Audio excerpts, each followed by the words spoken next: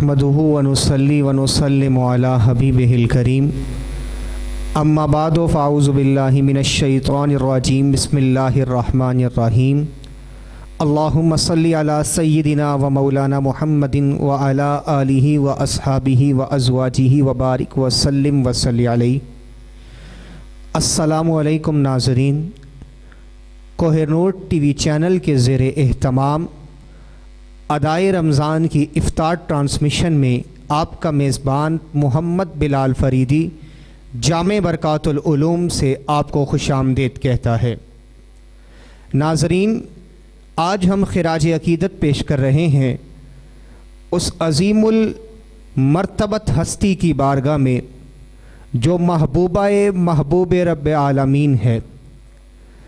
हुज़ूर ताजदार कायनात सल्लल्लाहु अलैहि व आलिहि वसल्लम की सबसे लाडली और हुज़ूर की वो ज़ौजा जिनसे हुज़ूर ताजदार कायनात सल्लल्लाहु अलैहि व आलिहि वसल्लम सबसे ज़्यादा महब्बत फरमाया करते थे, और हुज़ूर की महब्बत का ये आलम रहा कि आप 25 बरस तक हुज़ूर के निकाह में रहीं और आपके होते हुए हुज़ूर ताजदार कायनात सल्लल्लाहु अलैहि व आलिहि वसल्लम ने कोई दूसरा निकाह नहीं फरमाया। वाक़या ऐसा है कि एक मरतबा जब आपका वक्त विसाल करीब था तो आपने अपनी शहज़ादी सय्यदा कायनात सय्यदा फ़ातिमातुज़ ज़हरा रज़ी अल्लाह ताला अन्हा आपसे फरमाया, फ़ातिमा जाओ और आक़ाए दो आलम सल्लल्लाहु अलैहि व आलिहि वसल्लम से अर्ज़ करो, या रसूल अल्लाह सल्लल्लाहु अलैहि व आलिहि वसल्लम, अम्मी जान फरमा रही हैं कि अपनी चादर अता फरमा दें। हुज़ूर ताजदार कायनात सर फ़ख्र मौजूदात सल्लल्लाहु अलैहि व आलिहि वसल्लम ने सय्यदा फ़ातिमातुज़ ज़हरा रज़ी अल्लाह ताला अन्हा को चादर तो इनायत फरमाई, लेकिन साथ ख़ुद भी चल पड़े। जब सय्यदा फ़ातिमातुज़ ज़हरा रज़ी अल्लाह ताला अन्हा और हुज़ूर ताजदार कायनात सल्लल्लाहु अलैहि व आलिहि वसल्लम आपके पास पहुँचे तो फरमाया, खुदैजा तुमने तो मुझसे मेरी चादर मांगी है, लौ अरती जिल्दो की लआतई तो की, खुदैजा तू मुझ मोहम्मद से मेरा चमड़ा भी मांगती मैं तुझे अता कर देता। इस मकसद के लिए आज हमने मदऊ कर रखा है रोज़ की तरह हज़रत अल्लामा मौलाना मुफ्ती मोहम्मद रफ़ीक अहमद नक्शबंदी साहिब को नाते रसूल मकबूल सल्लल्लाहु अलैहि व आलिहि वसल्लम पेश करने की सआदत हासिल करेंगे सैयद शफ़क़त हुसैन शराज़ी साहिब, और आज के हमारे मेहमान ख़ुसूसी हैं इज़्ज़त माब मोहम्मद हसन सईद साहब। मैं इन तमाम हज़रात को आज की इस नशिस्त के अंदर खुशामदीद कहता हूँ। मुल्तमिस हूँ सैयद शफ़क़त हुसैन शराज़ी साहिब से कि आप बारगाह रिसालत माब सल्लल्लाहु अलैहि व आलिहि वसल्लम में हदिया नात पेश फरमाएँ। ताजदारे अंबिया से लो लगाना चाहिए, ताजदारे अंबिया से लो लगाना चाहिए। इस तरह सोए मुक़द्दर को जगाना चाहिए। इस तरह सोए मुक़द्दर को जगाना चाहिए। जिस तरह जैसे भी हो दर पे जाना चाहिए। किस्सा-ए गम अपने आका को सुनाना चाहिए। किस्सा-ए गम अपने आका को सुनाना चाहिए। नात पढ़ना और सुनना ये फ़कत काफ़ी नहीं, दिल बेइश्क़े मुस्तफ़ा से जगमगाना चाहिए। जज़ाकल्लाह। रोज़ाए अतहर से आती है सदा, आसियो तुमको मेरे रोज़े पे आना चाहिए। और क्यों आना चाहिए? क्योंकि रब्ब कायनात रब्ब ज़ुल जलाल का कुरान के अंदर फरमान है, वलौ अन्नहुम इज़ ज़लमू अनफुसहुम जाऊका फस्तगफरुल्लाह वस्तगफर लहुमुर रसूल लवजदुल्लाह तव्वाबर रहीमा। महबूब इनसे कह दें कि जब ये अपनी जानों पर जुल्म कर बैठें, जाऊका महबूब तेरे पास आ जाएं, फस्तगफरुल्लाह फिर अल्लाह से माफ़ी मांगें, वस्तगफर लहुमुर रसूल फिर महबूब आप इनके लिए माफ़ी मांगें, लवजदुल्लाह तव्वाबर रहीमा फिर ये अपने रब को ज़रूर तौबा कबूल करने वाला और रहम करने वाला पाएंगे। हाज़रीन गिरामी कदर और नाज़रीन, बारगाह सैयदा खुदैजतुल कुबरा रज़ी अल्लाह ताला अन्हा में सलाम अक़ीदत पेश करेंगे नसर की सूरत में हज़रत अल्लामा मौलाना मुफ्ती मोहम्मद रफ़ीक नक्शबंदी साहिब।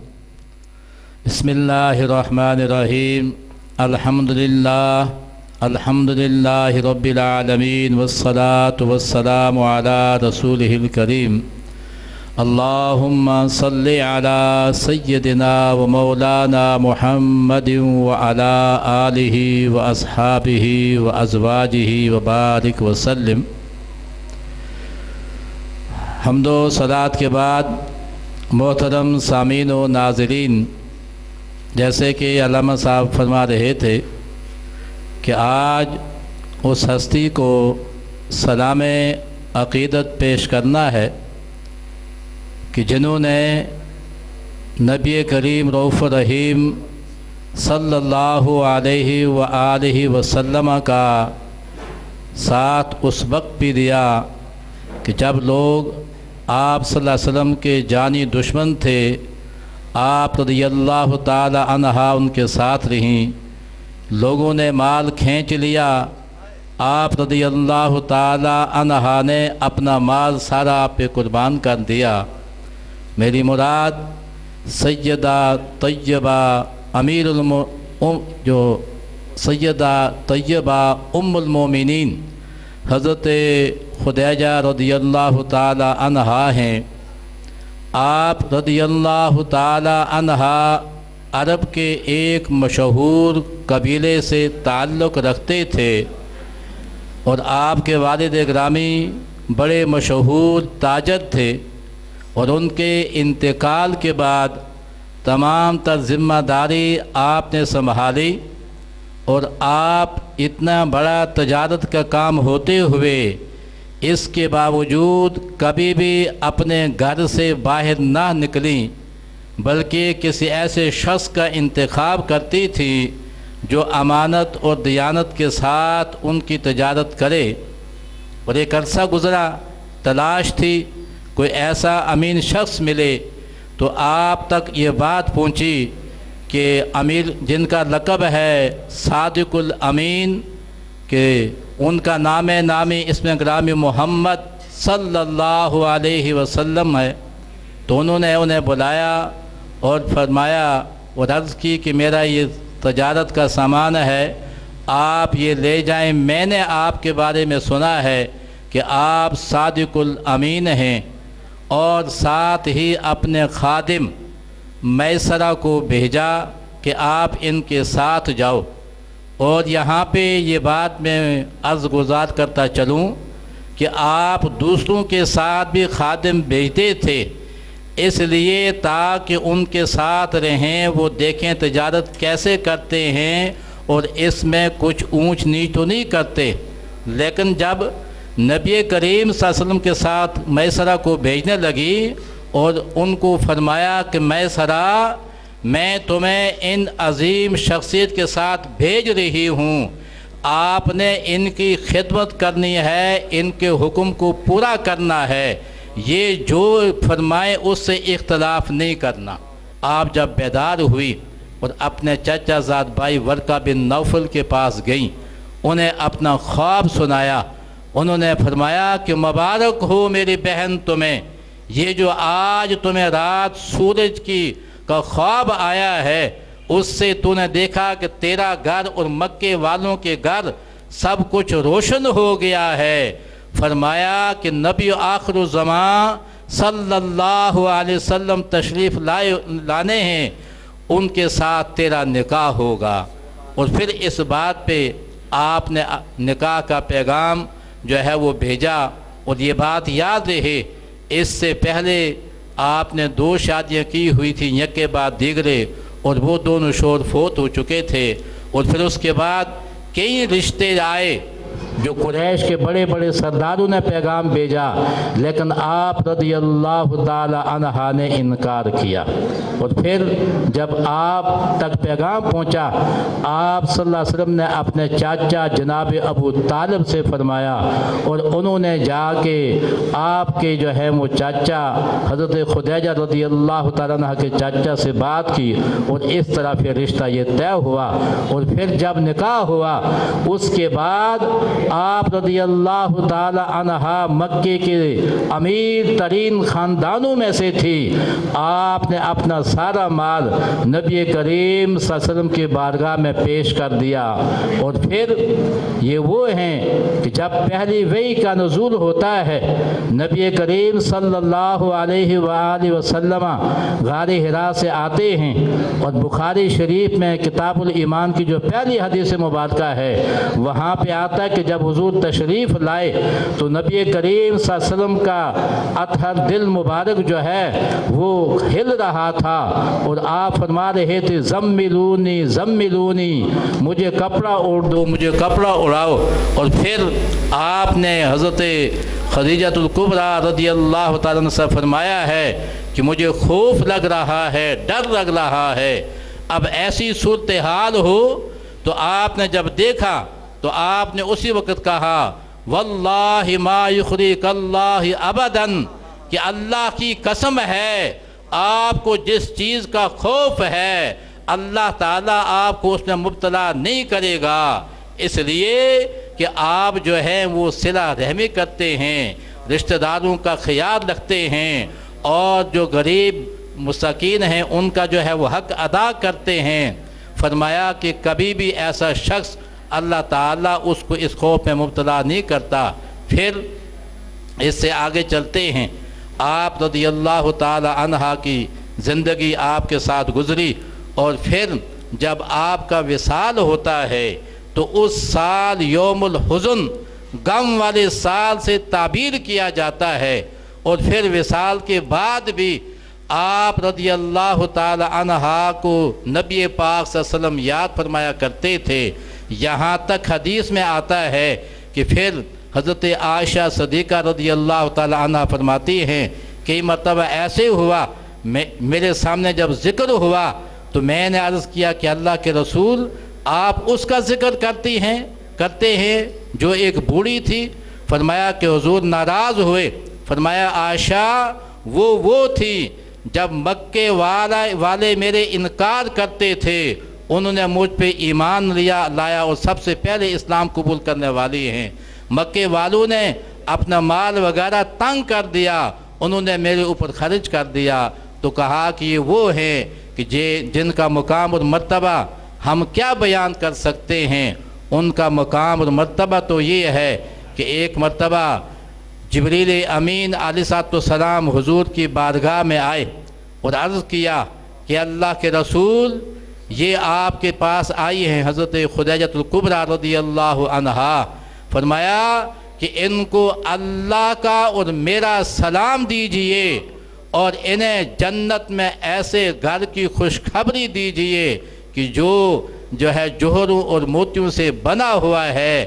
فرمایا کہ وہاں پہ نہ شور ہوگا نہ کوئی تھکاوٹ ہوگی، اور یہ وہ ہیں کہ جن کو سرکار دو عالم شفیع معظم صلی اللہ علیہ وآلہ وسلم بعد میں بھی یاد فرمایا کرتے تھے، اس لیے کہ ہر موقع کے اوپر آپ رضی اللہ تعالی عنہ نے آپ کا ساتھ دیا اور آپ کے ساتھ رہیں، اور آپ نے جس طریقے کے مطابق انہیں حکم دیا۔ اب یہ ہے کہ تو اس میں ہمیں یہ سبق ملتا ہے کہ جس طریقے کے مطابق آپ رضی اللہ تعالی عنہ نے نبی کریم صلی اللہ علیہ وسلم کا ساتھ دیا ہے، آج بھی یہ سبق ملتا ہے بیوی کو اور اس کے شوہر کو کہ جس طریقے کے مطابق نبی کریم صلی اللہ علیہ وآلہ وسلم نے زندگی گزاری ہے اور ازواج مطہرات نے آپ صلی اللہ علیہ وسلم کے مطابق حکم کے مطابق عمل کیا، آپ کا ساتھ دیا ہے۔